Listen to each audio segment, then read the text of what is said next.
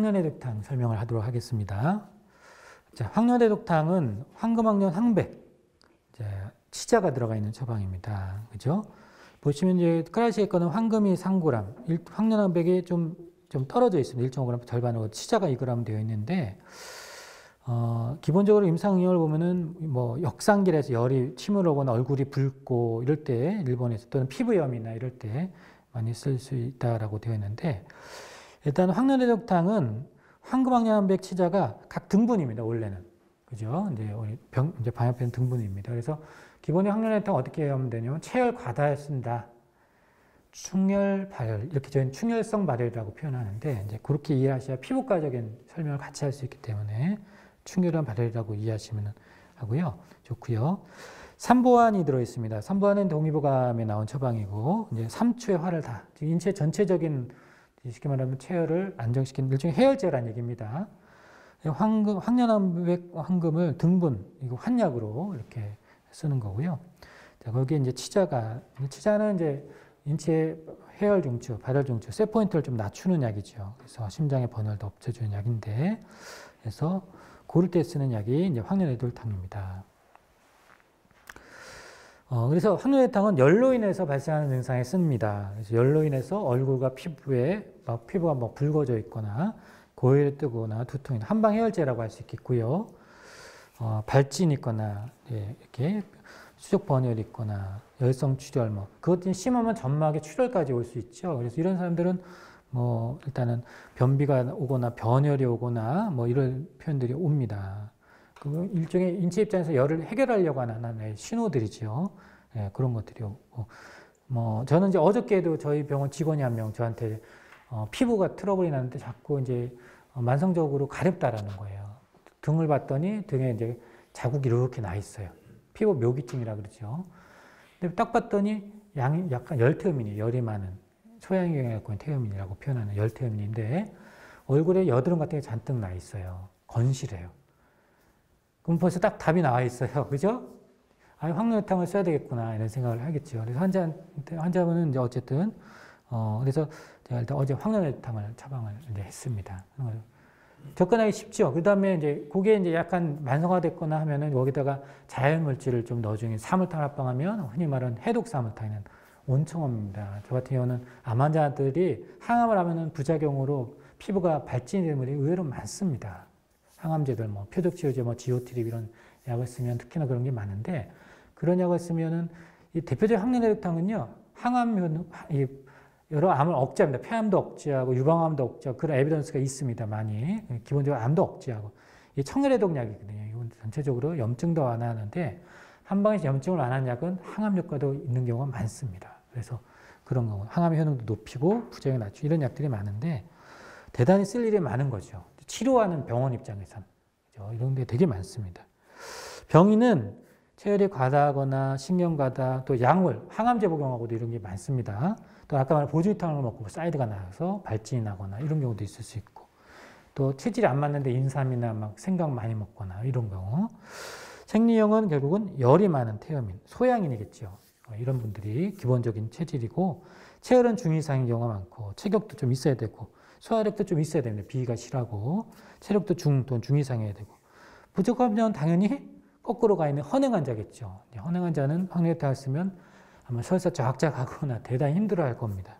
기운이 없고 병리 상태는 열이 과다하다는 거지. 이미 이 사람의 에너지가 열 에너지가 많은 사람이에요. 기초적으로 건실하고 이런 거 과다하게 생성해서 이게 인체는 열을 빼주려고 여러 가지 해열 중추가 있습니다. 땀을 보통 내죠. 또는 그거 하다 안 되면 설사를 유발하거나 이렇게 기본적으로 인체 해열 중추 그죠? 입이 마르게 한다든가 소변을 노랗게 돼서 이제 물을 먹게 만드는 표현이 있는데 이게 해결이 안 되는 경우도 있습니다. 열이 울체됐다고 표현하는데 이게 피부나 점막이 축결되는 경우가 있어요.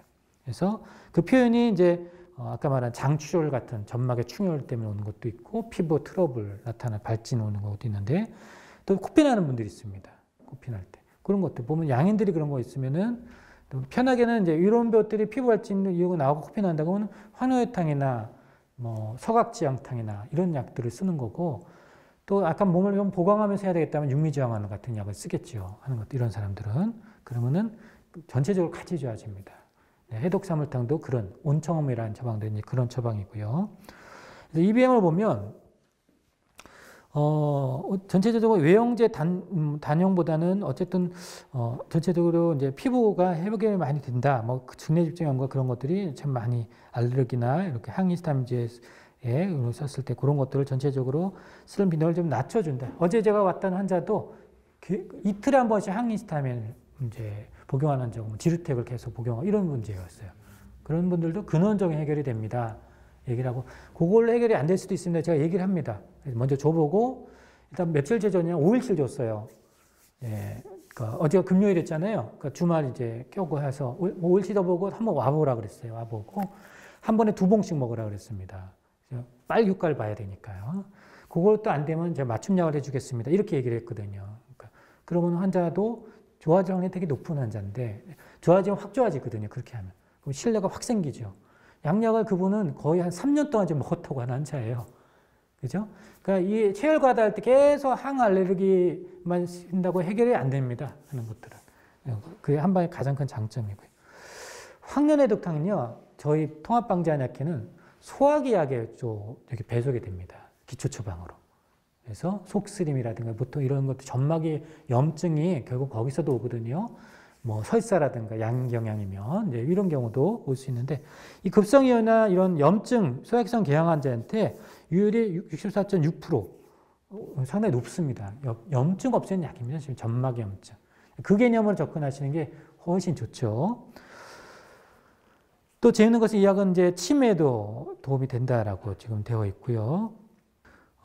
또 뇌혈관성 치매에도 유용도가 보고가 되어 있습니다. 뇌혈관장애 후유증에도 이게 도움이 된다라고 이따 이제 원리는 나오고요. 뇌경색에 대해서도 도움이 되고 전반적으로 개선하는 걸로 뇌혈관 장애에도 또 파킨슨에도 증례들이 보고가 되어 있습니다. 그래서 또 우리가 통합실조증이라 해서 조현병이죠. 이제 정신병입니다. 거기에도 아무래도 열이 많은 분들이 그럴 수 있는데 그것도 개선이 되는 걸로 되어 있습니다. 그래서 좌창은 이제 아크네 여드름이죠. 거기서 아까 심히폐담제도 이제 여드름을 치료하는데 이거는 주로 열이 많은 충혈성 여드름이죠. 열이 많은 분들 이런 경우에 있고 장책 노포증은 손발에 이런 어떤 트러블이 나는 경우인데 이런 데도 도움이 되는 이제 역시 열이 많아서 발산이 안 돼서 오는 질환이고요. 신부전인 경우에 가려움증에도 그러니까 이런 경우도 약간 양인 경향일 때 이게 더 효과가 있을 수밖에 없어요. 효과가 좀 떨어진 분들은 체질 구분을 일반에서 안 했을 때 오는 표현일 수 있습니다. 위염이나 소혈성 경향에도 이제 황룡해독탕에 대한 연구가 되어 있어서 전체적으로 이제 도움이 되는 걸로 내시경을 했을 때 개선이 되는 것도 보고가 되어 있고요. 그래서 우리가 염증, 우리가 역류성 식도염에도 쓰는 약들이 황금 항량이 들어간 약이 되게 많습니다. 우리가 증미진탕이나 뭐 이런 약들 다 황금 항량, 또 반화산심탕 황금 항량 다 이런 약들이 황룡해독탕 개통방이라고도 할 수 있겠습니다. 치매에도 이제 약간 양인 경향인 분들한테 이제 도움이 되는 걸로 지금 되어 있고요. 치매도 보면 뇌졸중 후유증이나 뭐 이럴 경우 뇌혈관성 치매도 유용성이 지금 보고가 되어 있고요. 그래서 이런 것들은 증례를 특히 요양병원 계신 분들이 치매 환자 많이 볼 거거든요. 그래서 보호자분한테 이렇게 보여드리면서 한번 이렇게 접근해 보시는 것도 좋은 방법일 수 있겠습니다. 뇌혈관 장애에서 황룡해독탕 역시 증례 보고되어 있고요. 또 혈류 흐름이 개선이 됩니다. 황룡해독탕 쓰면 보통 고점도 혈증을 안 한다 그러는데 혈관이 끈적끈적한 이런 것들을 많이 완화해주는 효과가 있어서 순환장애를 많이 해결해 줍니다. 염증물질이 많이 생길 수밖에 없거든요. 왜 알레르기도 되는 거고.